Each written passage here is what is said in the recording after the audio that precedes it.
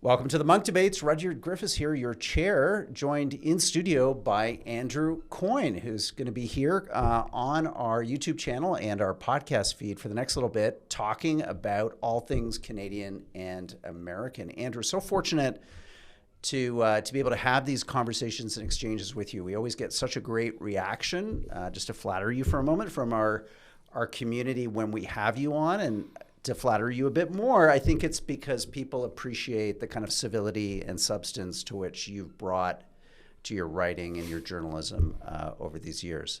So let's start with the Canadian election, because a lot of our U.S. listeners, no doubt, are also keen to know what the heck is going on in Canada. We've kind of hit the midway mark in this campaign. How would you characterize the election to date in terms of your experience of 11, 12 federal elections? Yeah. You keep reminding me how old I am. It's been kind of surprisingly dull. It's all of the movement. There was this frenetic movement in the polls before the election, when there was a mass movement away from to some extent from the Conservatives, particularly from the NDP, towards the Liberals. The Liberals went from having no hope, looking at being crushed, to being at this point the favorites, possibly even for a majority government. But the campaign itself, not much has happened, not much has moved. I keep seeing people trying to detect a narrowing of the race. I think that reflects the desire for a horse race. Yeah. I haven't seen much evidence of it. Doesn't mean it won't happen. And I think what's going on, is this race has become so much about the leaders. Every race is to some extent, every election is to some extent, but I think particularly this race, because of the Trump factor, which I'm sure we'll get into. And people kind of made up their mind about what they thought about Mark Carney in particular, I think in a way that's hard to move them off of. When you're looking at things like his extremely impressive biography, the only person I can think of has been a central bank governor for two different countries, as well as his business career, et cetera. The Tories have thrown everything they can at him in terms of accusing him of every possible perfidy, and certainly, at least according to one pollster, his approval ratings have gone up in the course of the campaign.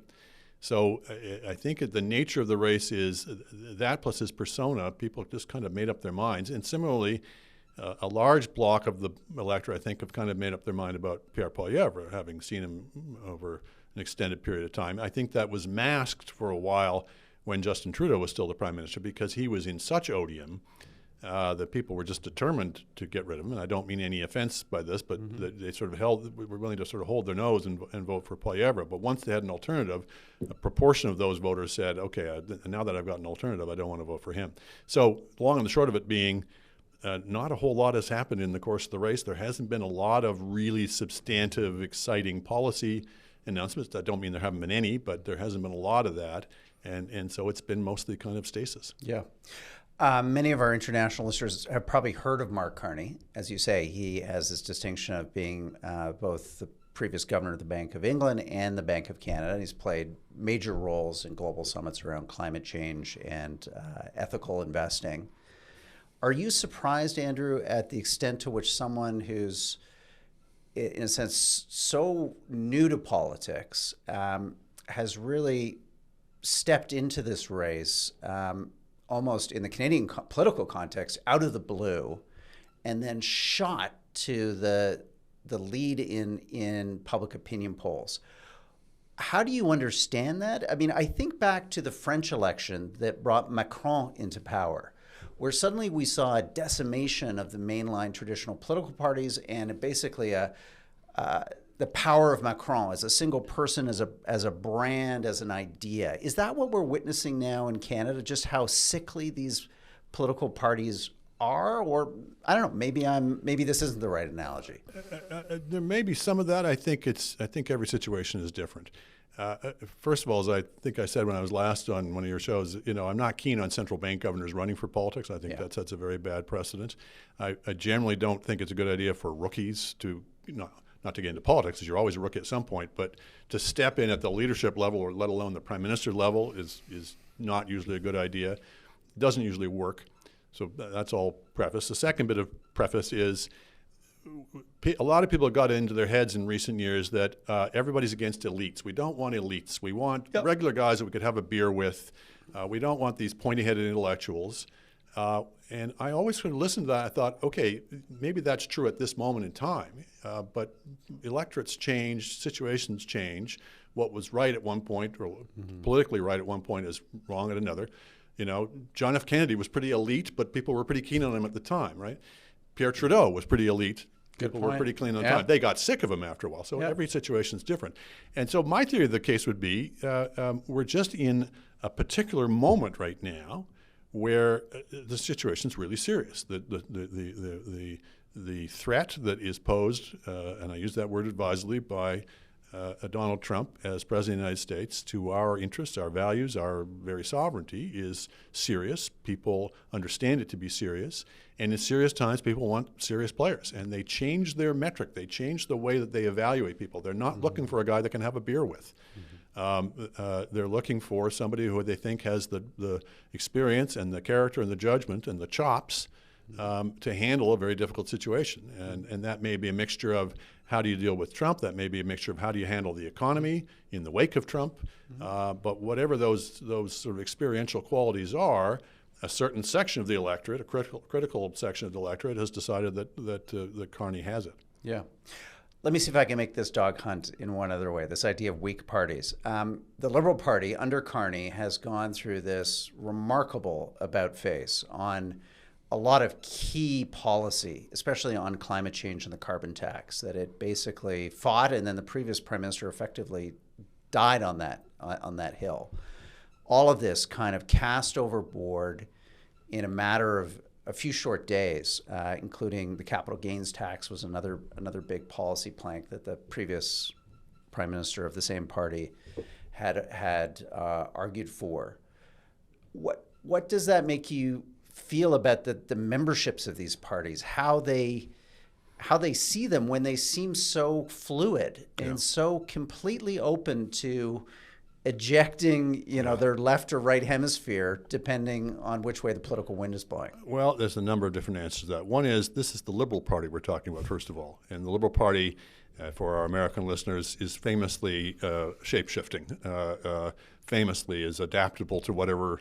If you don't like our policies, we'll give you another one in 5 minutes. They adapt to the times. They move right or left as the situation calls. So there's some historical background. Second point would be political parties in Canada are very much personal vehicles of the leader. That has become increasingly the case over the last decades. Was always true to some extent, is absolutely true now, that policy is whatever the leader says the policy should be.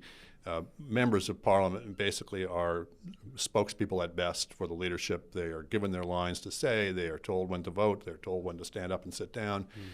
So it's not that unusual to see the party as simply remaking itself in whatever way that the leader sees fit.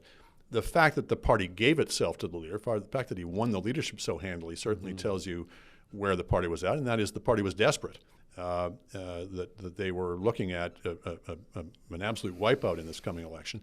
And the Liberal Party is a mixture of things in that regard.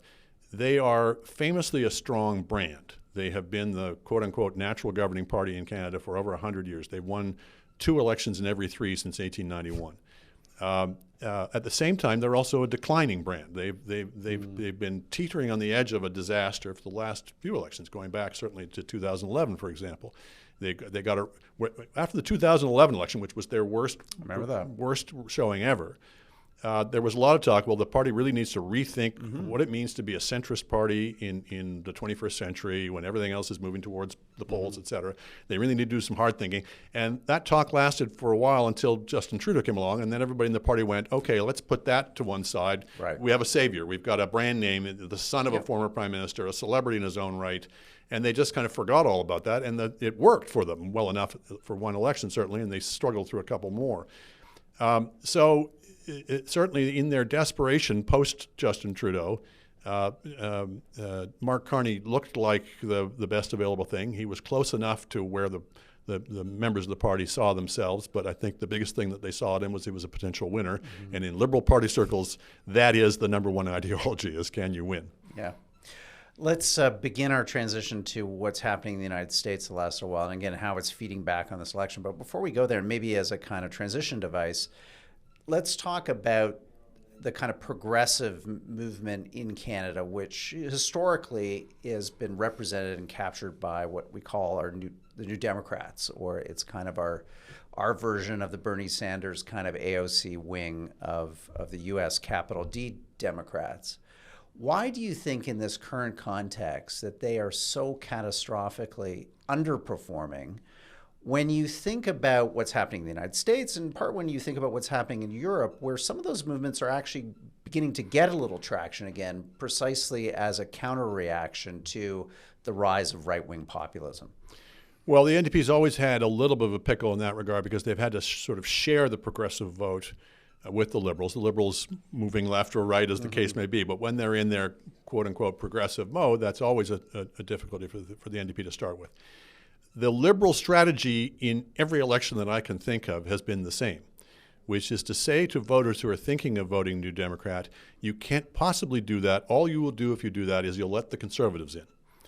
And when New Democratic voters are feeling frightened and scared of the Conservatives, they will tend to listen to that message. When they don't feel so frightened, then they're more likely to vote their hearts and their consciences and stick with the New Democrats. So it just so happens, I think, in the combination of Trump and Pierre Poilievre as the Conservative leader, not to say that Pierre Poilievre is the same as Trump or aligned with Trump, but he gives off enough of a similar Trump-like vibe that people were already frightened to death by what Trump was doing and what he represented, particularly voters in the progressive end of the spectrum. And they're looking at Poilievre and they're going, I'm not comfortable with him as my champion in this fight. And so they have deserted the NDP en masse for the Liberals. Part of that, I think, is also the leaders, that Carney has a certain appeal that transcends ideological boundaries. I've noticed this in talking to people. Wherever they happen to be on the ideological spectrum, they tend to say, oh, and I think Carney kind of thinks the way I do. So he's got enough of a progressive tinge in some of his policies that he can make New Democrats at least somewhat comfortable with their position. He's got enough of a kind of a bankerly, I'm all about the economy tinge to satisfy what we call blue liberals. And so he's been able to kind of expand that tent rather more than perhaps a more polarizing figure would be able to do. And so you add all, and then the final point would be the NDP leader, Jagmeet Singh, has always struggled to really connect with voters and connect with New Democratic voters. I don't think he's long for the political world after this, quite frankly. And so all those things combined, it's just added up to the worst possible situation for the New Democrats, and they are in a lot of trouble. Yeah. Let's shift our conversation to the U.S. because it's been a neck whip-snapping week of reversals and flip-flops and kind of Trump chaos. To what extent, Andrew, though, do you feel that maybe the election here in Canada has actually had a bit of a breather from Trump, to the extent to which Canada has not been ensnared in this latest round of global tariffs, the reversal of those tariffs, the sectoral tariffs that are now coming off and coming on seemingly every day? Does that give a chance here for us in Canada for this election possibly to breathe a bit more for other issues that are top of mind for Canadians before the kind of Trump roller coasters started back in February? To some extent. I wouldn't want to overstate that for a couple of reasons. One is, when you start talking about the 51st state and annexation, that tends to burn itself into people's brains. So yes, it hasn't been on the front page in the last couple of weeks, but I think it definitely singed people, and it's why I don't think there's been a huge amount of movement in the polls. And the second thing is, okay, maybe he's not recently been talking about taking us over, but he's been talking about taking over Greenland, and more importantly, he's been creating such utter chaos on the economy that it's a different kind of threat. It may not be the direct threat against Canada, it's the threat to the global economy, of which we are an integral part, and particularly since we're next door to the United States, when they sneeze, we get a cold. So I think it still remains an issue that, okay, which party and which leader can navigate through this economic storm that we appear to be entering if we're all going to get sucked into a recession because Trump has so unnerved investor sentiment. He's created such uncertainty am I going to have a 50% tariff applied to me today or 20% tomorrow, et cetera? If I locate a plant in the United States because I'm trying to beat the tariff, am I going to look like an idiot because they then get rid of the tariff? Yeah. Conversely, if I locate in another country because I think there's going to be a free trade deal or something between America and that country, and then it turns out that was all a bluff. So I just think he's creating the worst possible conditions for investors, that kind of just unmitigated uncertainty. And that certainly, puts the economy and navigating the economy. Now, I think there's an opening, perhaps more of an opening for the Conservatives in that fight than on a pure kind of existential who's our champion thing, if you get it onto policy rather than leadership. So what's been clear from the polling data is Carney outpolls the Liberals, Poilievre underpolls the Conservatives. You get it onto policy, I'm not saying the Conservatives have really come forward with a lot of these policies, but if it was on a pure policy debate, they've got a bit more of an argument to make. Okay, we've got a more pro-growth, unambiguously pro-development, pro-productivity platform. The difficulty they've faced is partly, I don't think they've been bold enough or radical enough to really put that front and center. I think it's been too incremental. But secondly, Carney's been doing everything he can to kind of copy them. Yeah. And sailing as close to them as he possibly can to prevent them from getting any traction on that. So he can keep the race, keep the focus on leadership. So yes, not having Trump threatening our survival every day is probably taking some of the heat out of that, but I'm not sure if it's enough to really affect things at this point. Yeah. Let's go to what we've seen in the United States specifically in the last week or so. I have a theory, but it's unpopular, Andrew, but I sense maybe you subscribe to it. And it's unpopular because I think people don't want to believe things that are truly alarming, that we like to think that there's a pattern when sometimes there may not be a pattern. And my theory about Trump increasing, and I think it's been validated over the last week to 10 days, is that this could be a case of the kind of madness of kings, that this could be a scenario where a person, unfortunately, at the apex of the largest military and economic power in the history of the world, is actually fundamentally, in some ways, unbalanced and irrational. Why do you think it's so hard for people to accept that scenario when you can go back through history to George III or others to look at all kinds of bad Roman emperors from Caligula to Nero, the list goes on, and yet we seem so reluctant, it seems, to acknowledge that it could really be the individual, his psychological state, and either a moment of decline or the metastasization of a delusion and a set of complexes that now are swamping him and swamping his administration. Yeah, I mean, I think the evidence points overwhelmingly to that. It's not like we've had a brief exposure to him. We've watched him get steadily worse, frankly, over the last few months, over the last few years, whatever time frame you want to take on it. The mind, nevertheless, rebels against that, partly, I think, out of a desire for normalcy, partly out of, I guess, a desire for like a false balance. Come on, he must have some compensating virtues. Nobody's all bad. Well, some people are. I think we found one. It's very hard for me to name for you a virtue that Donald Trump possesses. It's very hard for me to name a vice that he would not be capable of. There's something extremely damaged about him, and I think the evidence for those who force themselves to pay attention. Some of this is people they don't pay attention. They want to look at something else. They're distracted. Or they want to see in him what they want to see. Just as I was saying that people do this with Carney, they do this with Trump in spades. I can't tell you how many times I've seen people say, the thing I like about Trump is, he'll balance the budget. Or the thing about Trump is he'll stand up to our adversaries. Or the thing I like about Trump is he'll bring honor and character back to the White House. Like just things that are just manifestly the opposite of the truth. But people, there's this desire for people, particularly once they're into that partisan envelope, to see what they want to see. But I think it's absolutely the best explanation of him is he has a combination of personality disorders, particularly that kind of malignant narcissism that many people have spoken of, that manifests as a desire to destroy things, to break things, to break things down, to bring other people down, to make him feel large, that he feels he's not been given the due respect that he should deserve, and this is his revenge on the world, if you will. And so he's going through the institutions of American democracy one by one and basically destroying them. The dynamic of that is, this is the other part of people's inability to come to terms with it, is he's always getting worse. And I don't think that's accidental. I think it is. It's a kind of a flip side of a phenomenon that many people have observed, which is he does 10 things in any one day any one of which would be career destroying for any previous individual in politics, and he gets therefore a volume discount on it. People price it in. They're not shocked by it anymore because he's been so bad before.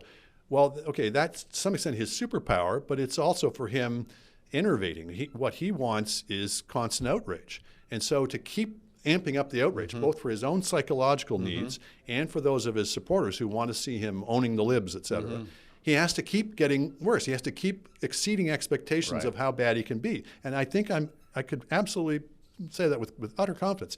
He's worse now than he was a few months ago when he took over the presidency. Yes. I wrote a column on the day after the election, gloomily foreseeing all kinds of terrible things to come. He's gone far beyond that in the 3 months he's been in power. He was worse during the election campaign than he was in the years prior to that. He was worse during the presidency, his first presidency, than he was when he campaigned for it. He's gotten steadily worse. He's constantly pushing the envelope. And so we're now into deporting people to be tortured without due process. We're into threatening to invade Greenland. We're into corruption on a grand scale, threatening 60 Minutes with mass fines because they broadcast something he doesn't like. Executive orders targeting individuals. Exactly. So it's he's on an exponential curve, and it's hard for the mind to keep up with that. And we keep thinking about him. Even if we're inclined to be critical of him, we're thinking about him like Donald Trump circa 2018. This is much worse, much less with no guardrails essentially, and he's destroying these norms in ways that make it very difficult for the law or the institutions of American democracy to keep up with him. Now, the good news is, in a way, is he's also destroying the economy. He's also damaging a lot of things that weren't part of the original MAGA deal. They were all signed up for him to deport 12 million people or to beat up on this or that institution that they didn't like. They weren't terribly keen in seeing their 401ks destroyed. So he's rapidly losing altitude in the polls. That's making Republicans who were willing to sign on to him because they were more afraid of their base than they were of the electorate. That's making them nervous because they're now staring at the face of some catastrophic results in the midterm elections. And so I think you've got two things sort of, if you don't mind me finishing this answer, you've got two phenomena racing in opposite directions at the same time. One is of him steadily breaking through more norms, steadily acquiring more power through the sort of logic of autocracy, which is everybody who might have wanted to stand up to him feels they can't because nobody else did, and they don't want to be the last person standing, and so they try to jump out in front and suck up to him. So that phenomenon where you tend to accrue steadily increasing power, that's on the one hand. On the other hand, every president starts at the peak of their power and prestige and steadily goes down.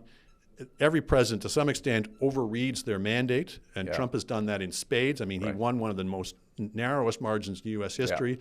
Nobody who, I think, or very few people who voted for him were signing on for a revolution, and yet that's what he's bringing him. And it's just going to be a question of which of those things trumps, no pun intended. Does he get slaughtered in the 2026 midterms, or are the midterms canceled or screwed up in some way?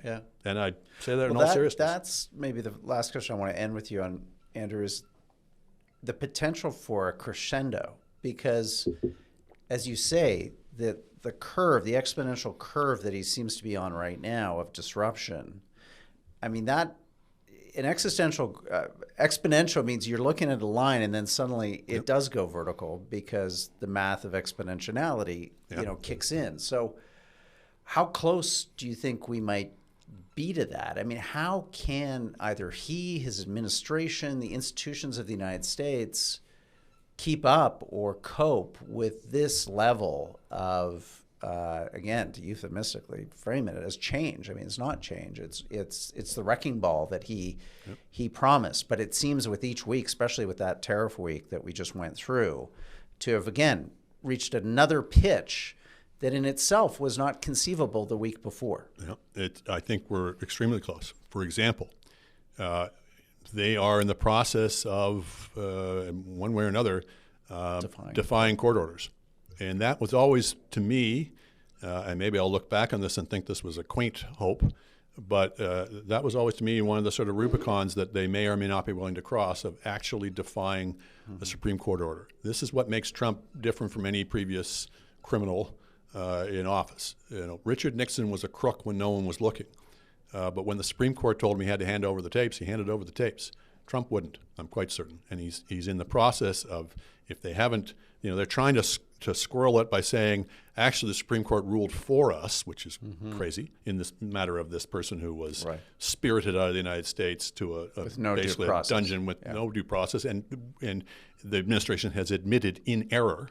Yeah, there was a court. He had a court ruling or decision that gave him status in the United States. That's right, and they have a court order that he's got to be brought back from this hell that he's been plunged into. And this may have been all part of the plan, was put him off to a foreign country. You can sort of manufacture excuses as to why you can't do it, but they're basically defying a court order. And if they get away with this one, they'll do it more. And so a lot of people had vested hopes that this would ultimately constrain Trump, was the rule of law, but he's in the process of destroying it. And if that goes, everything goes. And one of the consequences of the Supreme Court ruling that gave him criminal immunity may be to have at least emboldened him, if not empowered him, to say, well, how many divisions does the Supreme Court have?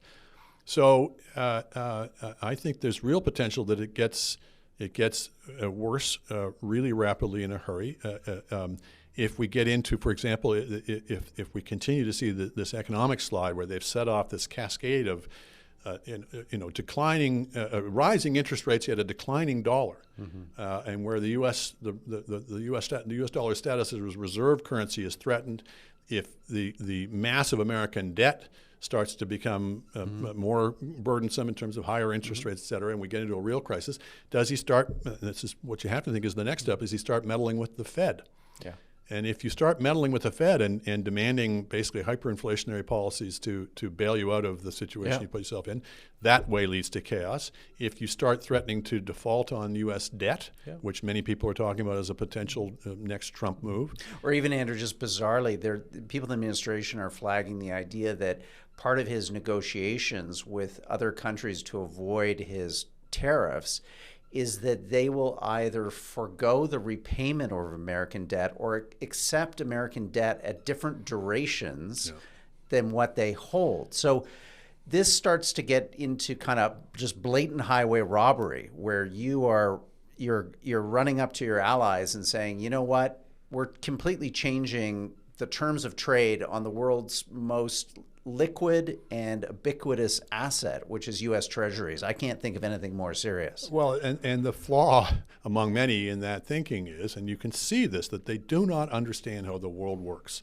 This is the thing. I talked about Trump and his psychological disturbances, but he has around him a bunch of fanatical ideologues, and many of them basically crazy, who have ideas, they're quite unhinged about, among other things, about their own agency in the world, their own ability to command that the rest of the world step to their dictates. So they think they're going to win a trade war with China, for example. I think they may be disabused of that idea, but they certainly can't win a war with the bond markets. And if anything you do that calls into question, quote unquote, the full faith and credit of the United States, that calls into question the United States' trustworthiness, and nobody believes Trump anymore. And I think that's one of the lessons that you saw over the last week or so, is the consequences, and they've only just begun, of announcing to the world that basically you are untrustworthy. Your grand pronouncements only last for a day. Your word is not your bond. You lie repeatedly. Everybody knew that, but I guess people thought he wouldn't lie about certain things. But if the people who are lending you money and the people who own your bonds get that into their heads, then you get into a debt spiral. And so there's real potential for a calamity coming out of this. And the good news is faced with an absolute meltdown in the bond markets on that, whatever it was, Wednesday, Trump blinked. He was prevailed upon this time by some of the people around him to back off to some extent on he still retained a lot of these tariffs. But that's going to be a question in the future is just how interested in Gotterdammerung is he? How committed is he to just doing whatever he wants to do and let the chips fall where they may? And there was this amazing story where some news report quoting insiders said Trump was perfectly prepared to cause a recession. He just didn't want to cause a depression. Well, that was that week. Fine tuning. But as time goes on, maybe Trump's going to. He always does the worst possible thing that can be imagined at that moment, and then your imagination has to expand. But at any given moment, he will do always, with principled consistency, the opposite of anything that is good, true, just, or right.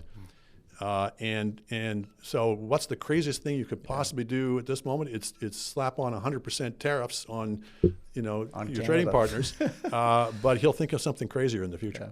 My final contribution to this, and just have you reflect on it, is that what worries me, Andrew, is that we're seeing him grapple and fumble and cause this level of chaos and disruption with crises that he is manufacturing. Yeah. What keeps me up at night is that what we know happens to every president is that a crisis comes from the outside in. And if you look at what the Signal gate told us about the workings of his inner cabal, if we see how he behaves, I just wonder, Andrew, how this presidency wouldn't take an external crisis where it doesn't have, and it feels that it doesn't have control, and doesn't morph that into something that is truly, truly dangerous. 100%. And we saw a mini example of that with COVID. Yeah. Hundreds of thousands of people died needlessly in the United States. Hundreds of thousands of dead people because of Trump's leadership, quite frankly.